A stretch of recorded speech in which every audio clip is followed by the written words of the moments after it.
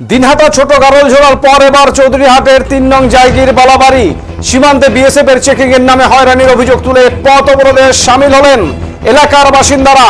বৃহস্পতিবার সকাল থেকেই ৩ নং জায়গির বালাবাড়ি এলাকার বাসিন্দারা বিএসএফ এর বিরুদ্ধে ক্ষোভ উগরে দিয়ে পথ অবরোধে শামিল হয়েছেন। এলাকার বাসিন্দাদের অভিযোগ, নতুন করে চেকিং পয়েন্ট তৈরি করে নানাভাবে তাদের হয়রানি করছে বিএসএফ। নির্দিষ্ট সময়সীমার আগেই তারা এলাকাবাসীদের উপর এরকম হয়রানি করছে, যার ফলে কোথাও যেতে সমস্যায় পড়তে হচ্ছে বাসিন্দাদের বলে অভিযোগ।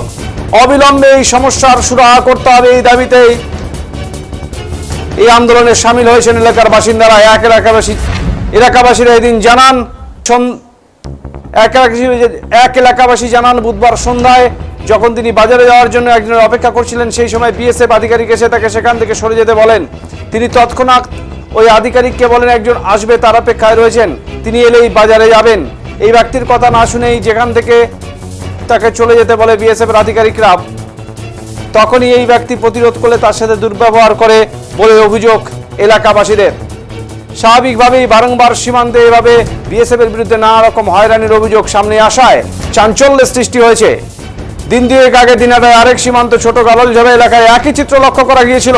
সেখানে পরপর দুদিন আন্দোলনে নামেন স্থানীয় বাসিন্দারা। পরে আন্দোলনকারীদের পাশাপাশি স্থানীয় পঞ্চায়েত সদস্য ও বিএসএফ আধিকারিকদের সাথে নিয়ে দিনহাটা ২ নং ব্লক বিডিও অফিসে আয়োজিত হয় বৈঠক। সেই বৈঠকে থেকেও কোনো রকম সমাধান সূত্র মেলেনি। সেই জায়গায় দাঁড়িয়ে আবারও নতুন করে আরো একটি গ্রামে বিএসএফ এর বিরুদ্ধে হয়রানির অভিযোগ সামনে উঠে এলো।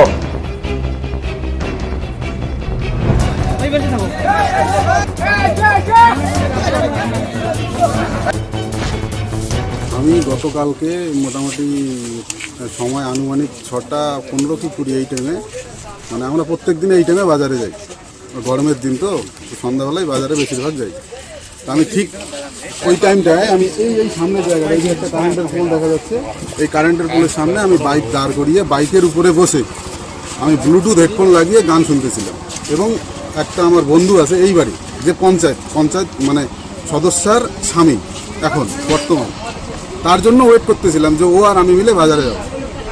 ঠিক এখানে দাঁড়ার ৪-৫ মিনিট পরে একটা মানে বিএসএফ এর গাড়ি আসলো এদিক থেকে, সামন থেকে একটা গাড়ি আসলো, এসে এই জায়গাটায় দাঁড়ালো। ভালো কথা, তো আমি ওনাকে চিনি, মানে দীর্ঘদিন ধরে উনি এখানে আসেন, তো আমি বর্ডার এরিয়ারই লোক, তো আমি ওনাকে ভালো করেই চিনি, যিনি আধিকারিক। এখান থেকে নেমে আমার পাশে গেল, পাশে গিয়ে আমাকে বলছে তুই ইধার ক্যা কর রে। তো আমি যেহেতু আধিকারিক, ওনার সঙ্গে রেসপেক্টভাবেই কথা বলাটাই বেটার। আমি বললাম স্যার यहाँ पे मार्केट जाएगा तो किसी का वेट कर रहा है, वो आएगा तो उसके साथ निकल कर मार्केट जाएगा। बोला किसका वेट कर रहा है? तो सर ये मेंबर का बेटा है। वो बोल लो जो मेंबर तो अभी कंट्रोलर गया, तुम झूठ बोल रहे हैं। मैं सर झूठ नहीं, उनका पिताजी गया होगा, अभी जो रिसेंट जो मेंबर है उनका बेटा है। তারপর কি হলো? तारपर আমাকে বলছে नहीं तू इधर नहीं रहेगा, तू जा यहाँ से। तो बोला सर हम जा रहे हैं, इतना प्रेशर क्रिएट क्यों कर रहे हैं? अभी टाइम क्या हो रहा है? 6:30 हो रहा है, इस टाइम हम घूम नहीं सकते। আমার মারধর করেনি, কিন্তু ওই মুমেন্টেই ছিল, মানে ওই মুমেন্টেই ছিল। এখানে 10-15-20 জন ছিল জন্য আমার গায়ে হাত দেয়নি, যদি কেউ না থাকতো হয়তো বা আমার গায়ে হাতও দিত। মানে অনেকেই আছি আমরা, কেননা ওরা যে ধরনের বিহেভিয়ার করছে আমাদের সাথে, মনে হচ্ছে আমরা কোনো বাংলাদেশি বা কোনো জায়গার থেকে এখানে আসছি। কখনো কখনো মানে আধার কার্ড চাইছি, কখনো কখনো তেরা গাড়ি মে কে খোলকে দেখা। একটা লোক যদি 2 বার বাজারে যায় কোনো ইমার্জেন্সি, তাকে দাঁড় করিয়ে তাকে জিজ্ঞেস করা হয় বারবার क्यों বাজার যা रहा है, एक बार जाना 2 बार नहीं जाना। এখান থেকে কত হবে? 500 থেকে 700 মিটার হবে, এর বেশি হবে না। কি আজকে মোটামুটি 3 মাস থেকে এই মানে বিএসএফ এই মানে এখানে বসছে আর কি চেকিং এ। হ্যাঁ, কি ব্যাপার যে মাল এদিক দিয়ে যায় তার জন্য বসছে। কিন্তু আজকে 3 মাস হলো কোনো একটা বাইকে বা কোনো একটা কিসের মধ্যেও কোনো মাল পায় না, শুধু মানে যাওয়া আসে পাবলিকে মানে হেনস্থা করে সমানে দেখতেছে। তারপরে দ্বিতীয় নম্বরে যে আমাদের একটা পর্ব হয়ে গেল, কোনো আত্মীয় ওই বিএসএফ এর ভয়ে কেউ মানে আসেনি। তারপরে এইরকম যদি চলতে থাকে তাহলে আগামী দিনে মনে করেন আমাদের গ্রামের যে ছেলেমেয়েরা আছে, এদের কিন্তু বিবাহ হওয়া খুবই একটা মানে তার মধ্যে 2-4টে ভাঙে গেছে, এইরকম সমস্যা। আপনারা কি পঞ্চায়েত প্রধানকে জানিয়েছিলেন? একদম পঞ্চায়েত সদস্য সবাইকে জানাচ্ছি, ওরা বললো যে তোরা এটা নিয়ে একটা আন্দোলন করো, আমরা উপরে জানাই। বিডিও সাহেবকে জানিয়েছিলেন? বিডিও সাহেবকে এখনো জানাই না, জানাবো আর কি। জানাবেন। এখন কি চাচ্ছেন আপনারা? আমরা চাচ্ছি যে এখানে ঠিক আছে, এখানে যেহেতু বিএসএফ আছে, বিএসএফরা ডিউটি দেবে, কিন্তু কোনোভাবে কোনো বসে ডিউটি নেই। ওরা যাবে আসবে, এতটুকু গাড়ি নিয়ে ওরা টহল দেখ, আমাদের কোনো যায় আসে না, যেহেতু এলাকাটা ওদেরও, আমরা মনে করি গ্রামবাসী।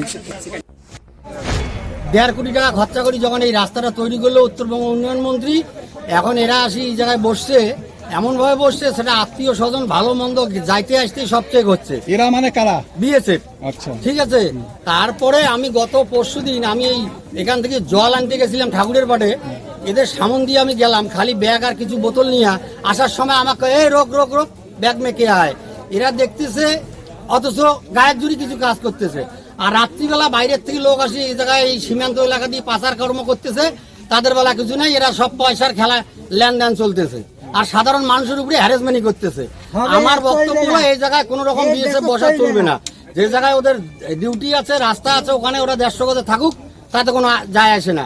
এখানে কিছুদিন আগে যখন রাস্তাটা খারাপ ছিল, এখানে গ্রাম পঞ্চায়েত প্রধান সকালবেলা গিয়ে ক্যাম্পে পারমিশন নেয়, 2 ঘন্টা পরে ওরা রাস্তা বন্ধ করে দেয়। এই রাস্তাটা যখন তৈরি করে তখন চলাচলের ক্ষেত্রে, আর এখন এরা আসি মজবুরি যা খুশি তাই করবে রাস্তা, এটা আমরা হতে দেবো না। 1.5 কোটি টাকা খরচা করি। আসতে আমাকে এখানে আটক করছে। কারা আটক করছে? এই দিয়েছে দিয়েছে। আপনি ডিগ্রি ওই সিটি এলাকায় ডিগ্রি খোলো।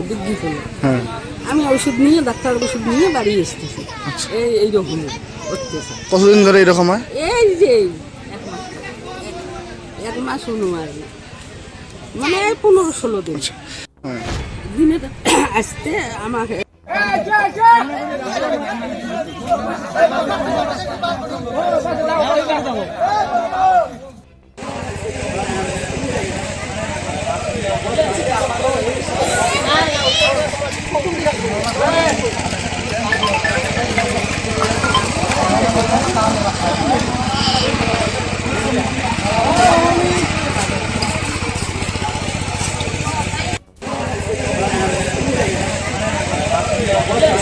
বলেছি